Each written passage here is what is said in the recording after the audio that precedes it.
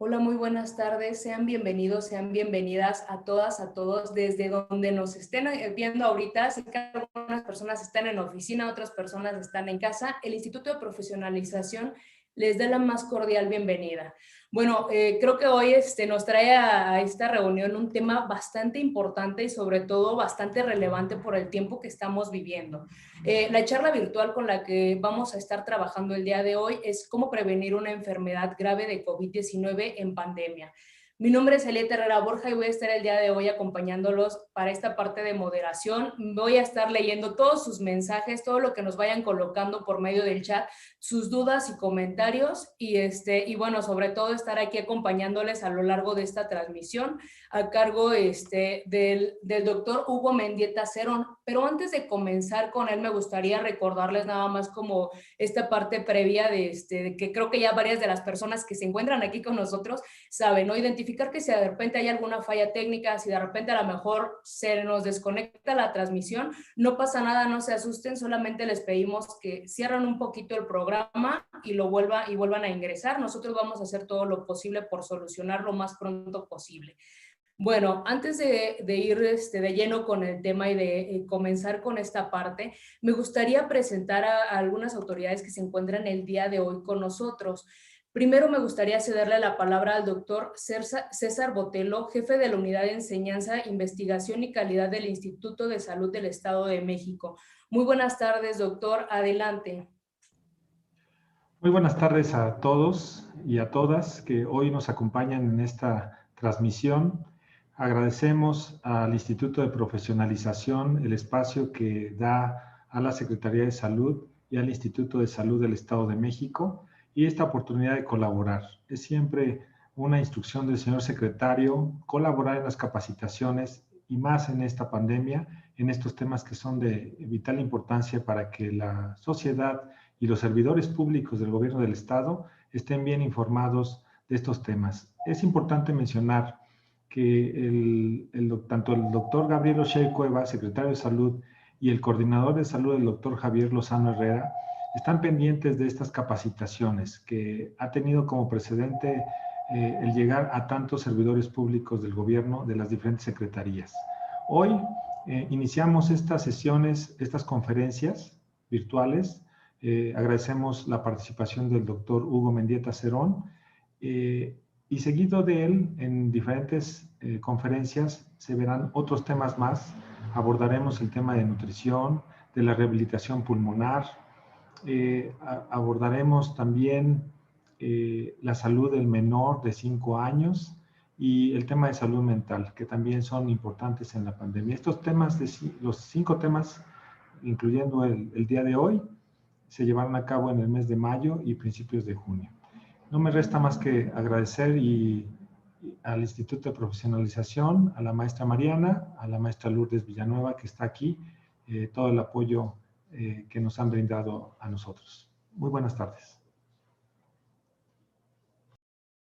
Muchísimas gracias. Y bueno, también como ya ahorita lo mencionó el doctor César Botello, se encuentra con nosotros la maestra Lourdes Villanueva, subdirectora de parte de aquí del Instituto de Profesionalización. Maestra, le cedo la palabra. Muchísimas gracias, Eliette. Un gusto estar con ustedes hoy en esta tarde. Doctor César, doctor Hugo, un gusto conocerlo, doctor. Y al doctor César, pues ya traemos una trayectoria de trabajo también muy importante. Y de verdad me complace mucho esta tarde estar con ustedes, ahora pues agradeciendo y compartiendo con ustedes esta experiencia. A nombre de la maestra Mariana Flores Orona, directora general del instituto, también del maestro Oscar Guzmán, subdirector, subsecretario de Administración, ofrecemos este tipo de charlas con ustedes a través del instituto justamente para capacitar a nuestras y nuestros servidores públicos en materia tan importante como es la salud.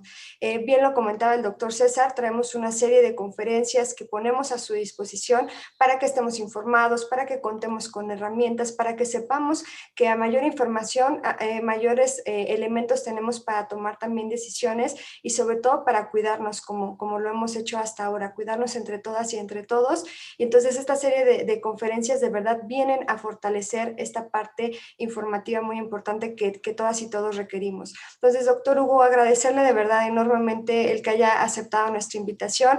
Ustedes lo van a ver, tiene una gran trayectoria el doctor Hugo, nos complace muchísimo el que haya aceptado y que esté esta tarde con nosotros. Y bueno, Eliet, muchísimas gracias a ti por moderar esta sesión. Estoy segura que va a ser muy nutritiva y muy enriquecedora para todos. Y bueno, pues muchísimas gracias, que tengan una bonita tarde y que disfrutemos mucho esta conferencia. Muchísimas gracias, maestra, por sus palabras. Bueno, ya lo mencionábamos, ¿no? Esta es una de 4 charlas que vamos a tener alrededor de todo este mes, sobre todo hablar de estos cuidados y la recuperación que vamos a tener que enfrentar de este año, que a lo mejor no ha sido nada fácil para más de una persona. Sin embargo, tenemos que ir adaptando, ¿no? Ir haciendo pequeños y grandes cambios. Bueno, antes de comenzar con esta primera charla, me gustaría compartirles... yo creo que es como bastante resumido un poco de toda la experiencia del doctor Hugo Mendieta, pero me gustaría compartir con ustedes esta parte de que también ustedes vayan conociéndolo y vayamos pues, trabajando con él. Bueno, el doctor es médico cirujano por la Universidad Autónoma del Estado de México con un título homologado en la Universidad de España, estudió medicina interna y maestría en ciencias médicas por parte de la UNAM, tiene un doctorado en endocrinología por la Universidad de Santiago de Compostela, España. Es miembro del Sistema Nacional de Investigaciones, nivel 2, cuenta con 165 publicaciones internacionales en 50 países diferentes, es profesor de tiempo completo, adscrito a la Facultad de Medicina de la UAM, es jefe de investigación del Hospital Materno Perinatal Mónica Pretelini Sáenz y director de la Asociación Científica Latina. Bueno, como se darán cuenta, realmente estamos en manos de una persona que tiene bastante experiencia y sobre todo que nos va a poder enriquecer bastante con este tema, cómo prevenir una enfermedad grave de COVID-19 en la pandemia. Bueno, doctor, ya sin más preámbulo, ya sin robarle más foco a cámara, le cedo la palabra. Adelante, doctor. No, muchas gracias por la invitación.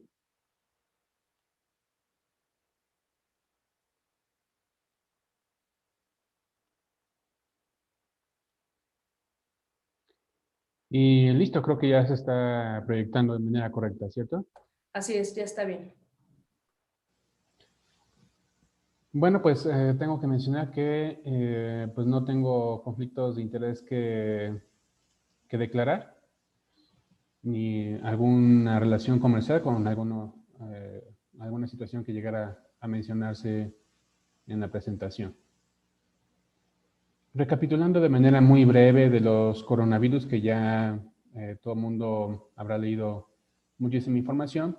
Estos virus son de tipo ARN monocatenarios de sentido positivo, de la familia Coronaviridae, que infectan una amplia gama de huéspedes para producir enfermedades que van desde resfriado común a enfermedades graves y fatales. Los coronavirus humanos son comunes en todo el mundo y fueron identificados por primera vez a mediados de la década de 1960, es decir, que no es algo nuevo.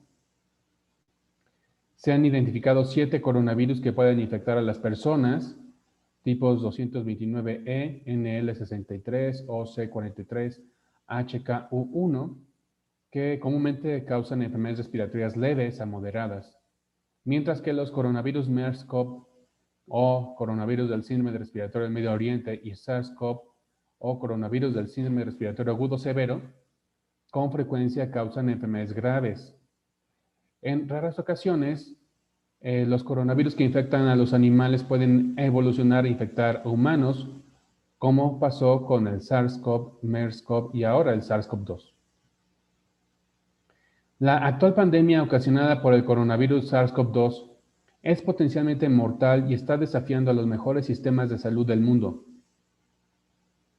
Situándonos en México, con una población de 129 millones de habitantes, tuvimos el primer caso en febrero 28 de un masculino procedente de Italia. Hemos tenido una respuesta de la población muy heterogénea y sabemos que un amplio porcentaje de la población no puede seguir las indicaciones porque no tiene sustento económico que lo permita, a diferencia de países primermundistas donde les fue muy fácil o relativamente posible hacer lo de quédate en casa, ¿no? o trabajo en casa. Con cifras de hace 3, 4 días, pues tenemos más de 3 millones de defunciones en el mundo y México, pues bueno, ya pasó los 217,000. Actualmente el nuevo foco de atención está siendo la India, con situaciones verdaderamente dramáticas. Y México, pues bueno, tiene estos datos acumulados con, menciono, más de 2 millones de casos totales, sospechosos 436,000 y defunciones pues ya cerca de 218,000. ¿Cuál es el tiempo de incubación? Ya situándonos en lo que podemos hacer en casa. El periodo de incubación del COVID-19, que es el tiempo entre la exposición al virus y el inicio de los síntomas, se estima entre 2 y 14 días. Ya mencionamos de la respuesta de población muy heterogénea y aparte tenemos sitios de congregación como riesgo de infección. Pues antes podíamos decir que era el lugar de trabajo o de recreación. Posteriormente viró hacia el propio domicilio, porque encontramos casas con imposibilidad de hacer aislamiento. ¿Qué hacernos para proteger? Si consultamos la página de la OMS, encontraremos recomendaciones para usar nuestra mascarilla con algunas explicaciones. Por ejemplo, que si uno hace ejercicio y no hay mucha gente alrededor, realmente pues el riesgo de infección es mínimo. Habla también acerca del riesgo de los zapatos y de la propagación. Entonces, recomiendo como primera acción ver páginas oficiales de la OMS con información útil, concreta, objetiva. ¿Cuál es la problemática que enfrentan nuestras familias en México? Pues bajos recursos, saturación hospitalaria, imposibilidad de hacer el aislamiento del familiar afectado por dos cuestiones, no poder y no querer. No poder porque no existe manera de hacer aislamientos si un domicilio tiene únicamente 2 habitaciones, ¿ok? Y no querer porque me encontré con muchos familiares que decidieron no hacer aislamiento de familiar porque entonces, ¿quién le iba a dar el alimento? ¿O quién le iba a ayudar a su higiene? ¿O a mover la concentración de oxígeno de su tanque para estar saturando bien? ¿Ok? Son cuestiones reales. Tenemos un mosaico de puntos a considerar en domicilio: higiene, alimentación, oxígeno, monitorización, atención médica y uso de fármacos. En relación a la higiene, ¿qué es lo primero? Pues la limpieza, el uso de cubrebocas, la limpieza de superficies, mantener todo lo más limpio posible, aunque también es irreal pretender limpiar todo lo que ingrese a nuestro hogar, específicamente hablando de la comida, ¿no? Entonces, es una misión titánica. El uso de cubrebocas es recomendable si ya vamos a salir, si tenemos algún familiar enfermo al que estamos cuidando o nosotros mismos nos hemos enfermado, pues es recomendable para no contagiar a más personas. Alimentación. Pues bueno, la alimentación sana es preventiva de grandes males. Durante la enfermedad el paciente necesita apoyo para comer, está débil, no se puede preparar él mismo sus alimentos si está con un grado grave o moderado del COVID-19. Evitar siempre abundantes grasas y comida procesada. Y como sabemos, una cuestión de la catástrofe que vivimos en nuestro país fue que nuestro estado de salud no es óptimo, con 60 o 70% de la población en sobrepeso y obesidad, pues estábamos en condiciones que permitieron la gravedad del COVID-19. Hay que mantener excelente hidratación, fraccionar el alimento. Cuando sea accesible, la asesoría de un especialista en nutrición es básico para modificar hábitos alimenticios familiares. Y posiblemente el sujeto requiera de un suplemento alimenticio. Porque durante esta enfermedad no se tiene apetito. De hecho, uno de los síntomas es la pérdida del sabor. ¿Qué vamos a hacer para el oxígeno? En casos de desaturación necesitará apoyo con oxígeno por tanque o concentrador. Se ha enfrentado, pues desafortunadamente, una carestía por problema de costos y abasto. Y ante esto, una situación que observé fue algo de solidaridad con familias que compraron el concentrador y que obviamente no iba a ser eterno, de tal manera que permitió que se prestara a otros conocidos, familiares o que se rentara por una módica cantidad. La monitorización es muy importante. La monitorización con más apego que he observado y de calidad ha sido de hijas enfermeras o estudiantes de medicina que han llevado un registro excelente de sus familiares enfermos. Entonces aquí tenemos un simple registro de oxímetro con la saturación y frecuencia cardíaca. Y estos parámetros, aunado a la presión arterial, le es de mucha utilidad a un médico que vea al paciente. ¿Okay? Si la presión está estable, si la frecuencia cardíaca está estable, el paciente, pues bueno, está con unas manifestaciones de tolerancia hacia la infección. Si por el contrario se empieza a descompensar, la frecuencia cardíaca aumenta, baja la saturación, son datos de alarma de que posiblemente tenga que ir a un hospital. Y aquí viene lo de la atención médica. El examen físico realizado virtualmente, como primer medida, es facilitado por el paciente o cuidador a través de la observación de video. El paciente u otro integrante de la familia puede tener tantos signos vitales como sea posible, que ya mencioné, por ejemplo, incluyendo temperatura, peso corporal, presión arterial, frecuencia cardíaca.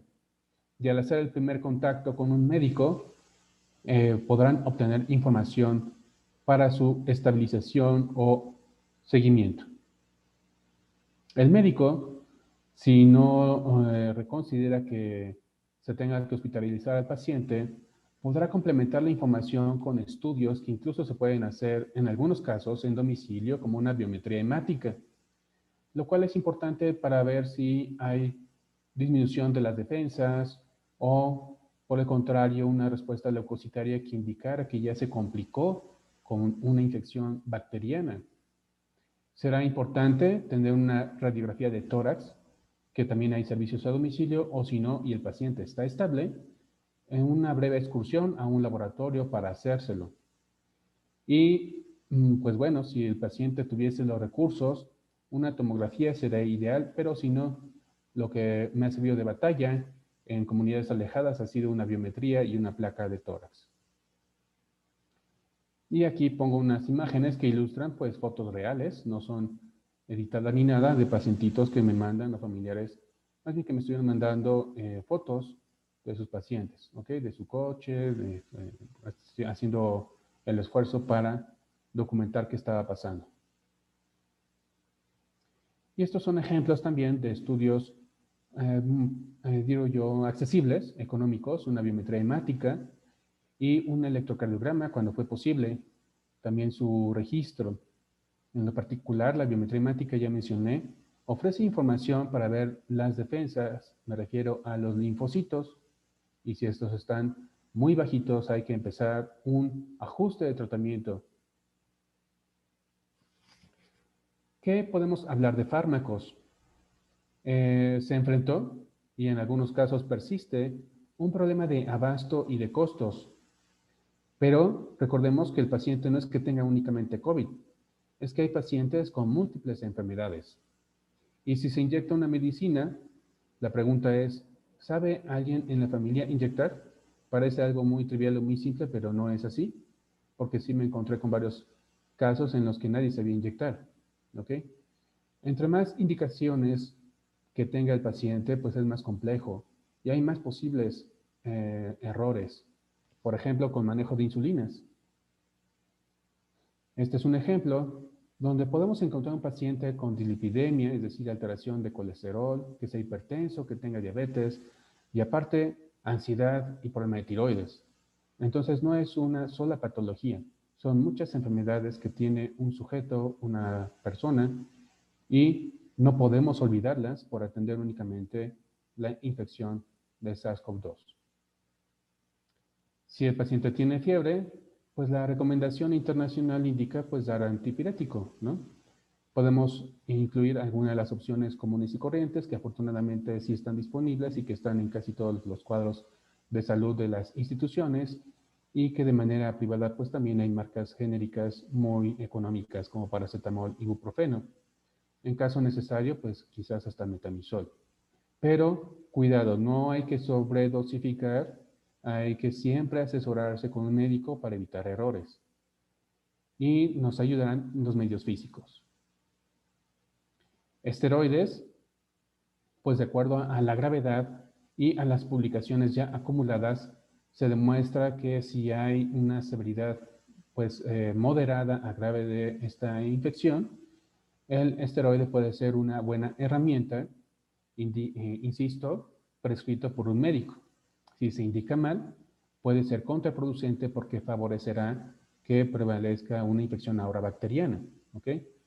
Pero bueno, es una orientación general. Si un paciente va desaturando, está bajando menos de 90 su saturación, pudiera ser candidato para que se le indique dexametasona, como fue la publicación original, 6 miligramos, intramuscular cada 24 horas.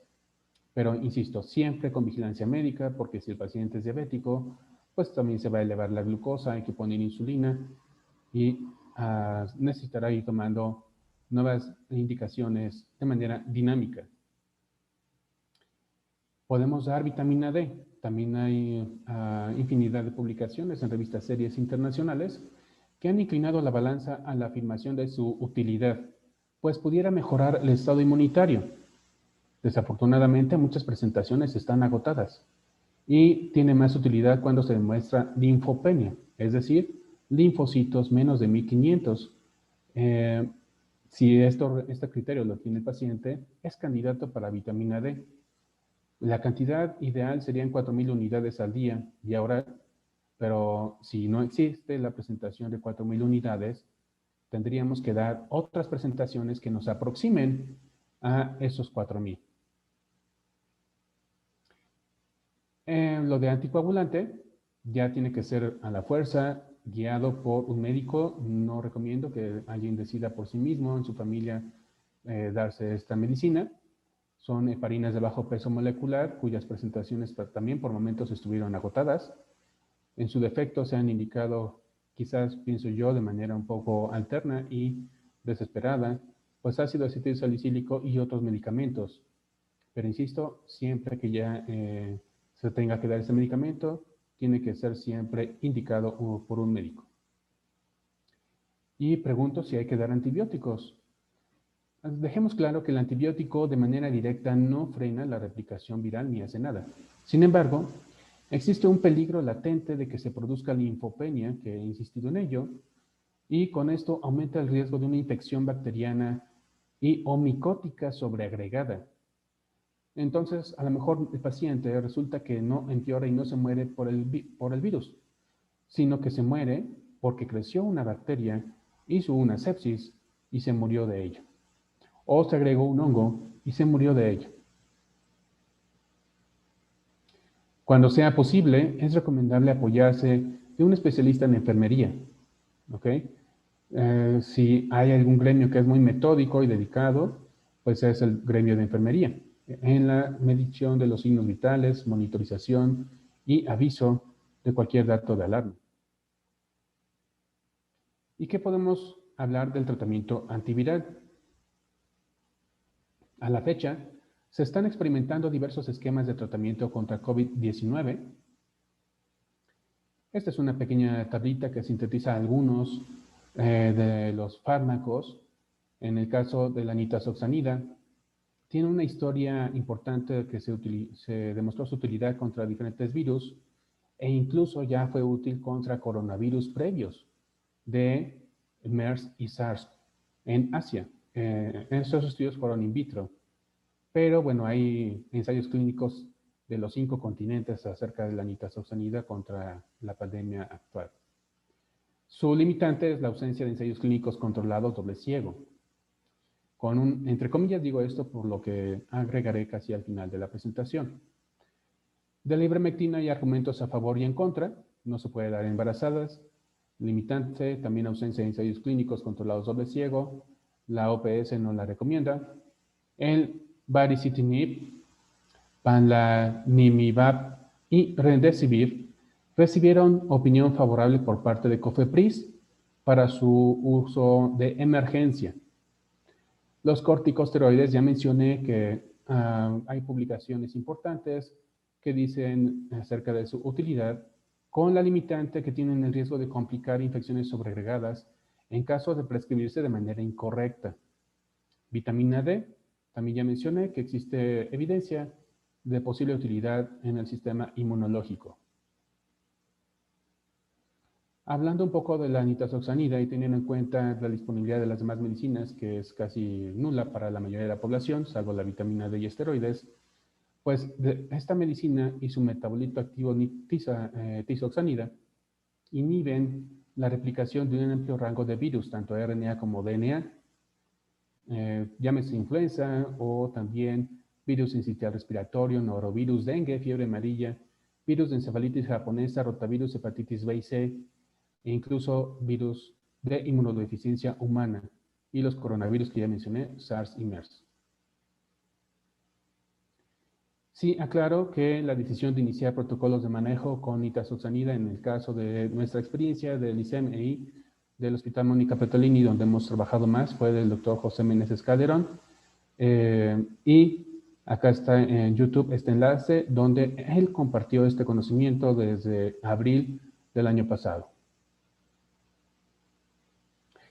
Pero al buscar artículos en PubMed u otras fuentes serias y de alto nivel de medicina, encontramos que hay muchísimos autores, o varios, por no exagerar, que hablan acerca de la redirección de nitazoxanida u otros fármacos que pudieran ser considerados contra el COVID-19.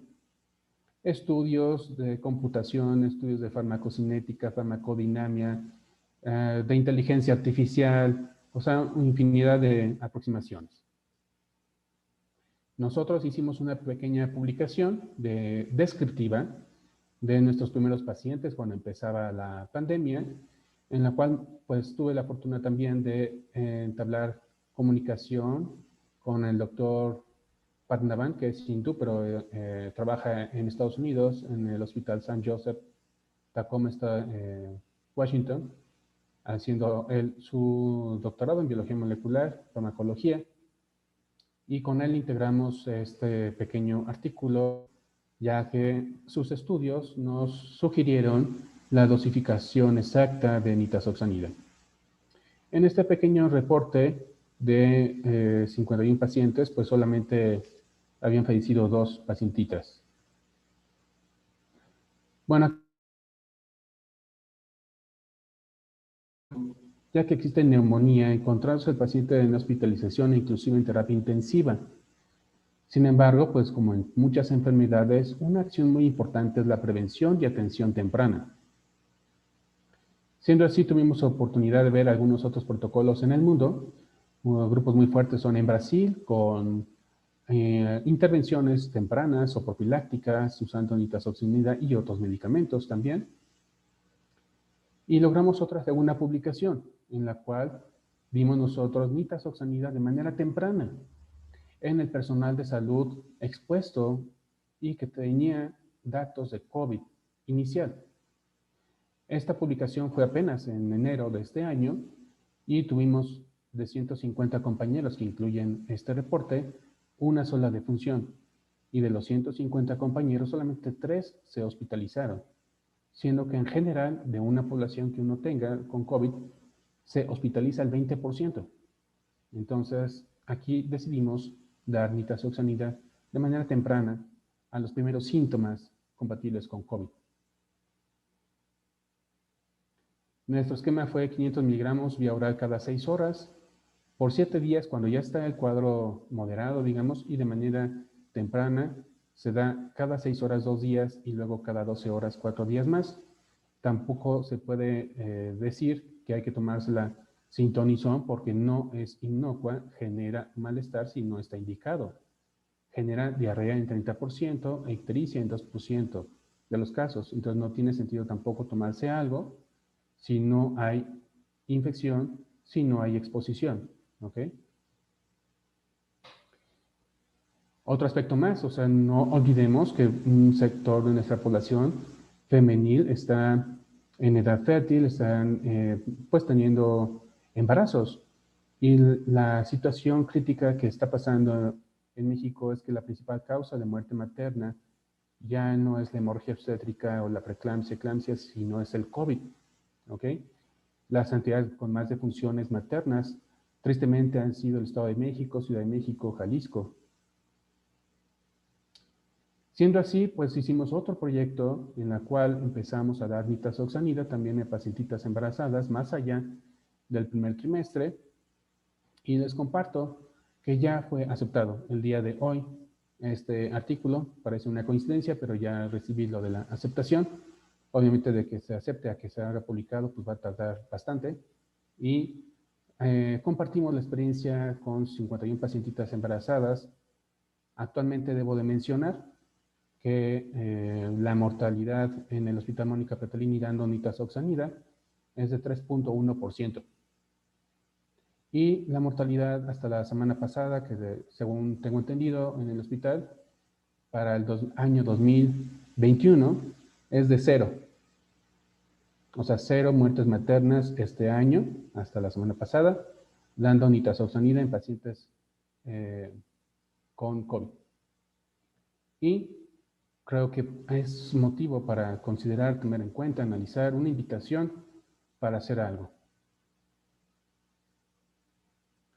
Pero más allá de lo que yo pudiera mencionar, les comparto que el inventor de la nitazoxanida, Dr. Jean-François Rossignol, que es francés, que es químico, es médico, que se formó en Francia pero vive en Estados Unidos, pues ya tuvieron los resultados de su estudio manejando nitazoxanida de manera temprana. Es un poco chistoso porque nos adelantamos con nuestra primera publicación descriptiva, muy sencilla, pero en esa publicación muy sencilla valió para que me contactaran de ese laboratorio Romark y les expuse lo que habíamos hecho. Nada más que ellos se fueron casi a 1000 pacientes, ¿ok? Entre su experiencia y otros reportes que están haciendo. Y su comentario es que reduce la nitazoxanida de manera temprana 85% la evolución hacia un COVID grave. Y es el inventor de la nitazoxanida. Cabe mencionar que por estos resultados ya pidieron a la FDA de Estados Unidos el permiso de uso de emergencia de la nitazoxanida contra el COVID-19. Seguramente lo van a conseguir porque sus resultados son espectaculares, abrumadores y muy convincentes. ¿Qué otras observaciones puedo mencionar? Si alguien está empezando con datos de COVID-19, porque tuvo un familiar, se expuso, salió a trabajar y, pues, podríamos decir, reúne los criterios diagnósticos, pierde el olfato, tiene fiebre, no es lógico esperar a un resultado de PCR si la clínica predomina. Muchas veces me preguntaron, doctor, es que tengo los síntomas, ya me los describen y me entregan mi resultado de PCR en 3 días. Pues sí, pero en 3 días, ¿qué voy a hacer? ¿O qué va a hacer el médico si ya el paciente está muy grave? Se pueden morir en 2 días. Entonces es necesario tener un inicio rápido, oportuno. Es necesario tener un chequeo médico con estudios de laboratorio y no pensemos en gastar miles de pesos. Con una biometría hemática que costará en algunos laboratorios 90 pesos, pues darán gran información a su médico. Y si me permito, ya con esta evidencia que se ha acumulado a nivel internacional, pues yo daría nitazoxanida a todos los familiares que estén con síntomas antes de que se compliquen y ya no podamos hacer nada. Obviamente con su bemol, no se automediquen, no se autoprescriban, coméntenlo con un médico.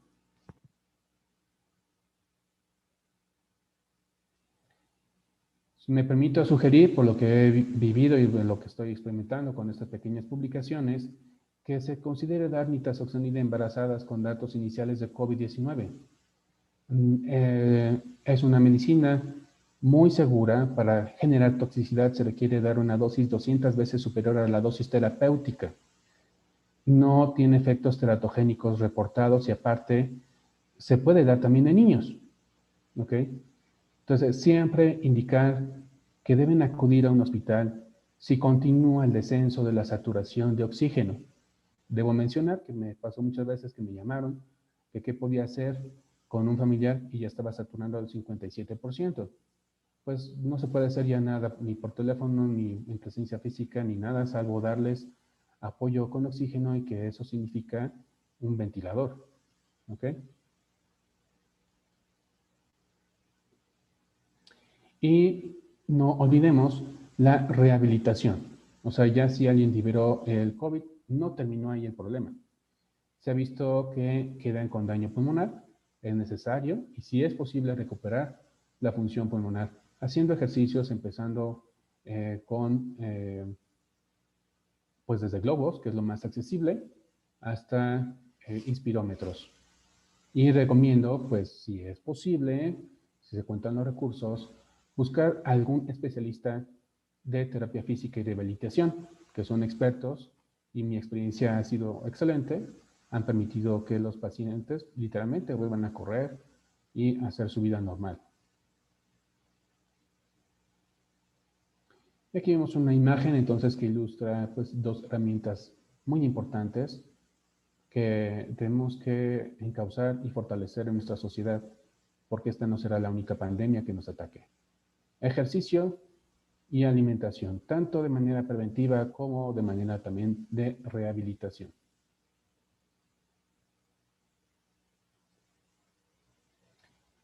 Y mencionamos algo muy sencillo de vacunas. Alrededor del mundo están siendo desarrolladas y probadas más de 150 vacunas. Y de acuerdo con datos de la OMS, hay 28 que están siendo sometidas a ensayos clínicos, entre las cuales hay 6 que se encuentran en fase 3. Y muchas de estas pues, ya han sido aprobadas con carácter de emergencia, a lo cual pues considero que fue la medida correcta. No se podía esperar más ante la catástrofe mundial tipo apocalipsis que estábamos viviendo. Acá son algunas de las vacunas que ya han ustedes escuchado ampliamente y algún sector de la población ya tendrá su vacuna, ¿no? De Pfizer, AstraZeneca, CanSino, etcétera. Entonces, esperamos que sigan fluyendo las vacunas con todas las dificultades técnicas que se han presentado por en parte la acumulación de los países más poderosos, como suele suceder, y la falta de nuestra propia tecnología, que ojalá que poco a poco se vaya retomando para ser independiente y que haya éxito con los proyectos de vacunas mexicanas, porque recordemos que el virus quedó aquí para siempre, no se va a ir y necesitamos un esquema de vacunación continuo. El problema es cada cuándo va a ser, cada año, cada 2 años, o cada 3, o cada cuándo. Todavía no está claro. Conclusiones, hemos convertido nuestra casa en nuestro hospital y en nuestra escuela.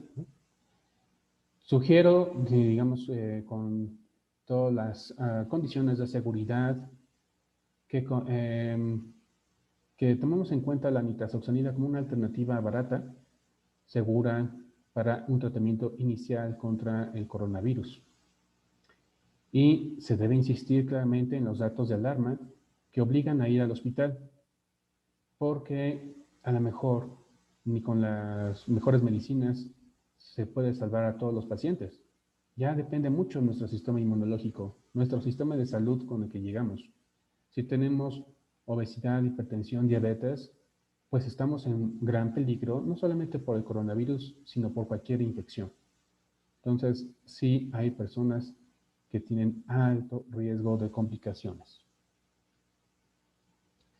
Y pues muchas gracias. por esta oportunidad de compartir esta información. Quedo a sus órdenes y espero que pues puedan consultar páginas oficiales para resolver sus dudas. Muchísimas gracias. Claro que sí, doctor. Fíjese que muchísimas gracias por la información. Creo que nos ayuda a aclarar demasiadas dudas que a lo mejor surgen, ¿no? En torno a estos contagios de enfermedad, y sobre todo porque, bien lo mencionaba, hay mucha información que tenemos que consultar, pero me parece que de repente se está renovando constantemente y también eso puede hacer que entremos en conflicto en saber tal vez retomar la información correcta. Me gustaría compartirle algunas preguntas que nos realizan vía el chat. Primero, no sé si se pronuncia así, pero nos preguntan si es cara la nitaxosamide. No sé si se pronuncia correctamente, pero así me la escribieron y así la intento retomar. Nos preguntan eso, no sé si tengamos a lo mejor como un poquito más de esa información. Sí, pero una ventaja es de que esta medicina se encuentra en el cuadro básico de diferentes instituciones. Sé y vi que estaba en el cuadro básico, estaba listada en el cuadro básico del ISEM. Entonces, pues bueno, si alguien no tiene seguridad de nada, eh, pues bueno, puede acudir a la Secretaría de Salud y que ojalá que algún médico se convenciera de indicarla, no se pierde nada y no gastaría nada, ¿no? Pero si no es así, hay presentaciones genéricas con 6 tabletitas que cuestan 70 pesos. Y, Okay. y las presentaciones de marca ya son más caras, pero no pasan de 300 pesos. Ah, ok, excelente. Entonces, bueno, ya más o menos nos damos una idea de cómo adquirirla. Nos pregunta también Almadelia, ¿se puede recuperar al 100% lo afectado en los pulmones después de haber tenido esta enfermedad? Bueno, ya un tejido necrótico o fibrótico pues ya no se regenera. Lo que se hace es que las partes funcionantes que quedan suplan y compensen esa función. ¿Cómo podríamos decir que tanto se recupera? Pues con la medición de la saturación de oxígeno y parámetros de ejercicio, ¿no? O sea, es tal cual.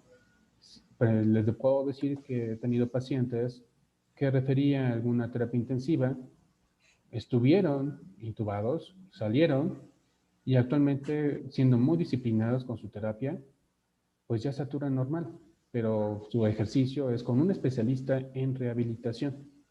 No es porque se les ocurrió ponerse a correr 10 kilómetros, ¿no? De un día para otro, sino fue un programa supervisado, progresivo, y los tengo ahorita tolerando 5 o 10 kilómetros en bicicleta, saturando 96. Y un paciente, pues, que ya está otra vez corriendo, sube cerros, está muy contento. Entonces, sí es posible dependiendo la gravedad.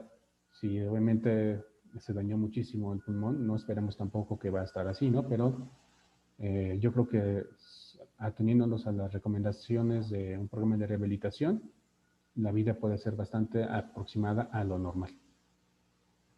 Ok, nos hacen otra pregunta. Israel Ortuño, creo que es una pregunta como sobre todo porque hace unos meses estaba este rumor, me parece que es una pregunta muy relacionada a lo que a lo mejor se tiene en idea. Él nos comenta que tuvo precisamente COVID en enero y nos dice si puede existir una reinfección y si es así, ¿qué tan grave sería en caso de que él ya vivió, vaya, un primer contagio? Sí, sí puede haber una reinfección. Debo mencionar que con otro estudio que todavía no he podido publicar, está en proceso, y con otros que podemos leer, obviamente, se demuestra que los pacientes que tienen la sintomatología más leve, pues desarrollan menos anticuerpos. Entonces a lo mejor les dio COVID, se curaron y pueden otra vez enfermarse. Los pacientes que les dio un COVID más grave tienen anticuerpos más altos, pero paradójicamente, pues quizás no salgan del COVID si les dio muy grave, ¿no? Pero es para ilustrar que la gravedad está relacionada con la intensidad de los anticuerpos, pero independientemente de sea grave o leve, sí nos puede volver a dar. Ok, muchas gracias. Hay otra pregunta, voy a retomar dos preguntas un poquito para complementarlas. Nos preguntan sobre las secuelas, no sé si nos pueda decir, de acuerdo a las investigaciones que usted ha realizado, cuáles son las secuelas, vaya, más comunes a lo mejor que quedan a partir de un contagio de COVID? ¿Cuáles son las secuelas que nos quedan de manera permanente?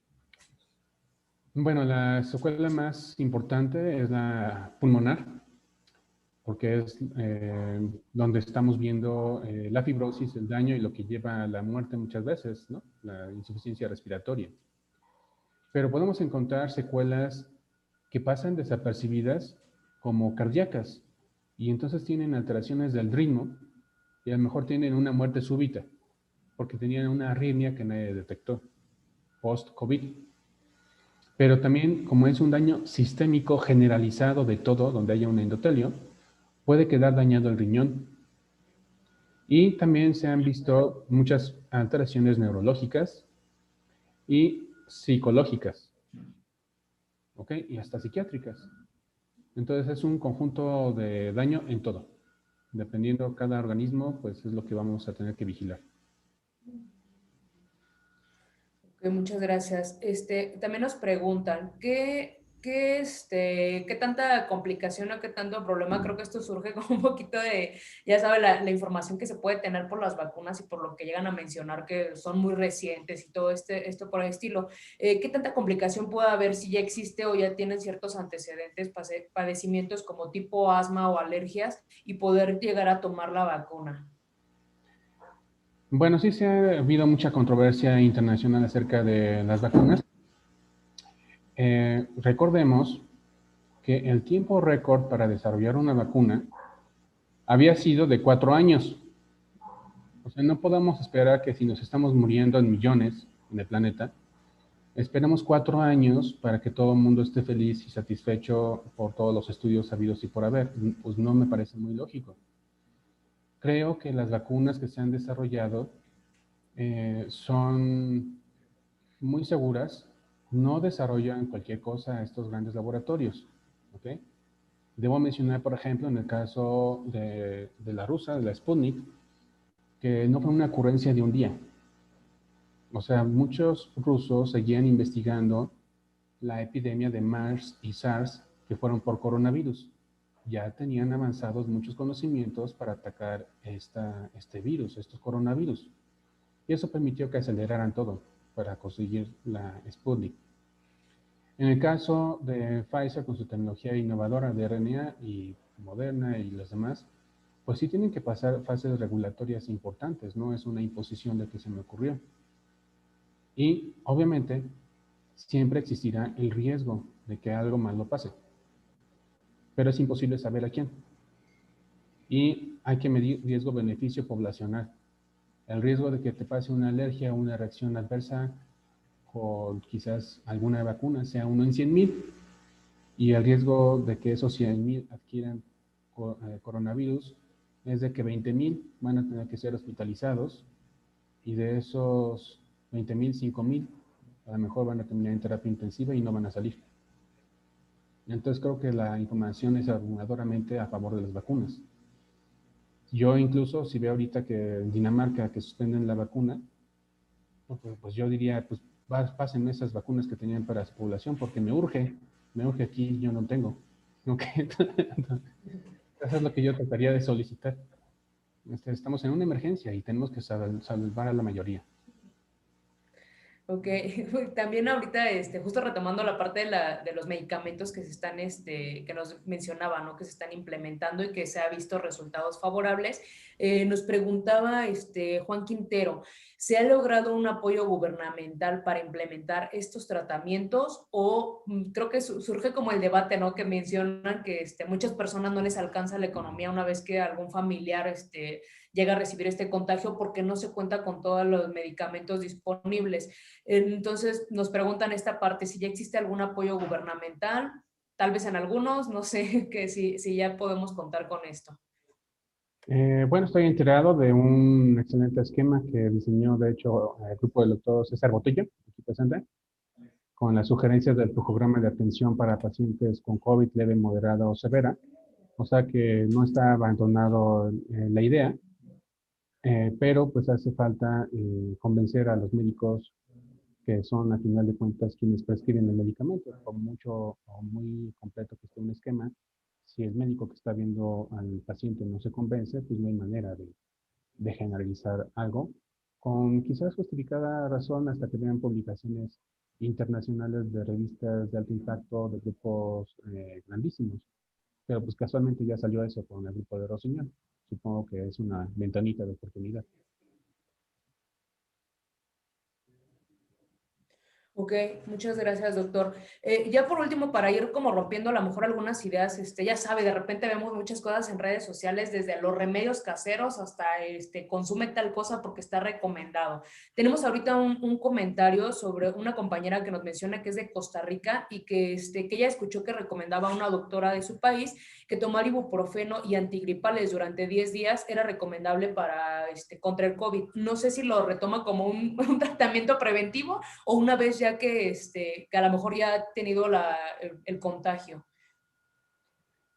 Bueno, pues el ibuprofeno es algo internacional que se puede considerar como, puede ser también paracetamol, no tiene más allá de complicaciones, pero pues los antivirales pues no van a tener, antigripales en general no van a tener pues ninguna utilidad. Okay, entonces rompemos un poquito a lo mejor esta idea de si es bueno o no es bueno, regresamos a lo de ve con tu médico de cabecera y que él nos diga, ¿no? Pues sí depende mucho que se permee y que predomine una idea, ¿no? Si una idea inicial es de caos y de desorden y que cada quien hace lo que quiere, pues por eso nos va. Si ya empieza a ganar fuerza una información, pues es la que va a prevalecer.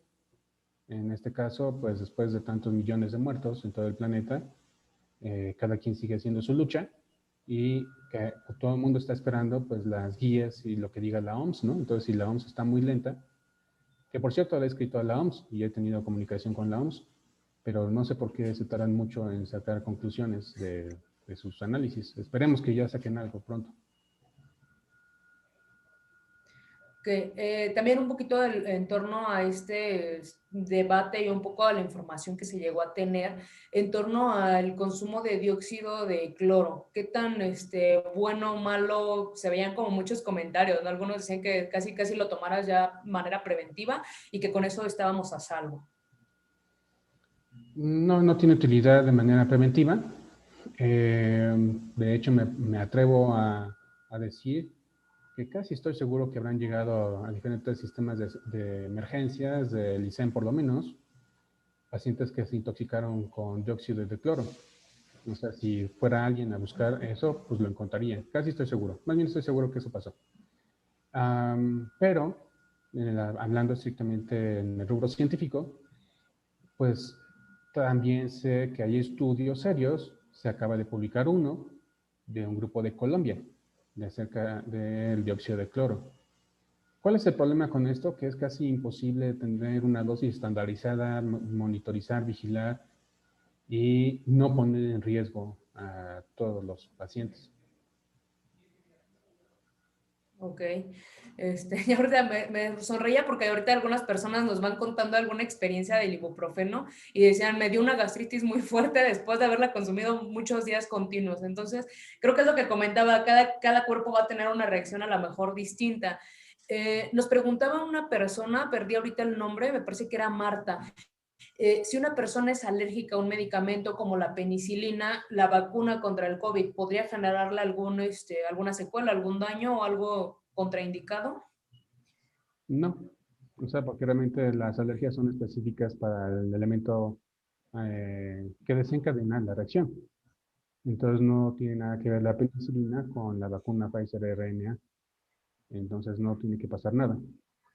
Obviamente, recordemos que cada vez que se administra una vacuna, hay un periodo de vigilancia de 30 minutos, está personal capacitado para actuar, está un carro rojo, si hubiese algo grave, pues se tiene que administrar adrenalina quizás o lo que tenga que suceder. Sí ha habido defunciones, desafortunadamente, no sé el número exacto, pero hablando de millones de personas, realmente ha sido poco para la cantidad que se ha administrado. Ojalá que hubiese cero, ¿no? Pero es imposible que haya cero. Ok, y ya por último, doctor, ya para dejar toda la serie de preguntas, sí tuvimos bastantes dudas en torno a todo. Yo creo que a todos nos surge ante la incertidumbre sobre el tema, ¿no? Nos preguntaba una compañera, ¿dónde podemos a lo mejor revisar, no sé si podemos tener alguna página, algún lugar donde podríamos ver los artículos que usted ha escrito y también si son de manera gratuita o dónde los podríamos adquirir? Sí, pues son casi todos de manera gratuita. Pueden ingresar a PubMed. Es P de Paco, U, B de burro, M de México, E de elefante, D de dedo, PubMed. Ahí pueden poner Mendieta Cerón y van a encontrar varios artículos míos y vienen incluidos estos de nitazoxanida, o también ponen nitazoxanid en vez de A final E en inglés, Mendieta Cerón, y van a encontrarlos también. Entonces, son de acceso universal. El último nos está pendiente, luego apenas me lo aprobaron hoy, entonces va a tardar un poquito en que salga publicado. Ok, pues muchísimas gracias, doctor. Me parece que ya no hay otras preguntas, pero creo que nos ayuda sobre todo casi a recuperar la confianza en qué es lo que estamos haciendo, qué es lo que no debería a lo mejor realizar y demás, ¿no? Ahorita nos hacen una última pregunta. Bueno, no, acaban de preguntar nuevamente lo del dióxido, si es de ayuda contra el COVID, y ahorita ya nos solucionaba esta duda.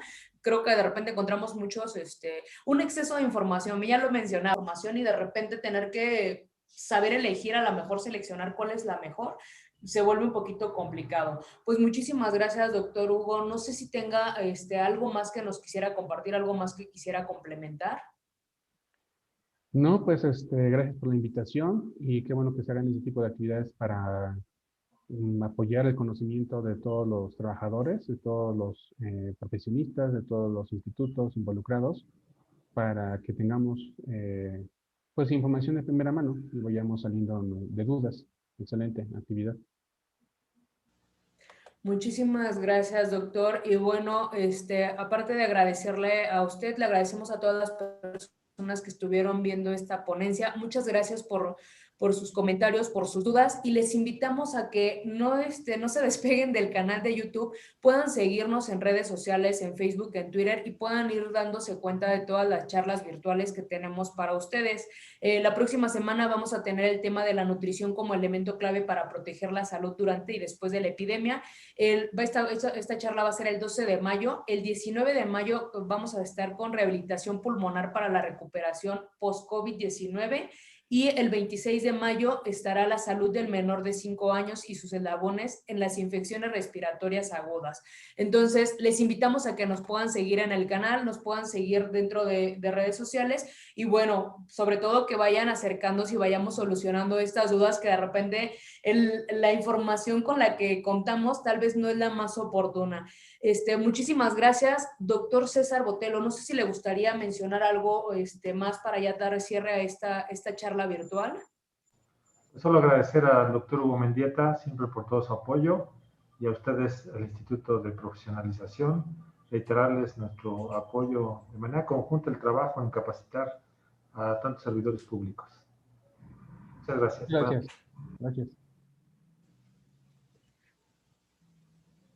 Muchísimas gracias. Excelente tarde a todos, a todas. Hasta luego. Hasta luego. Gracias.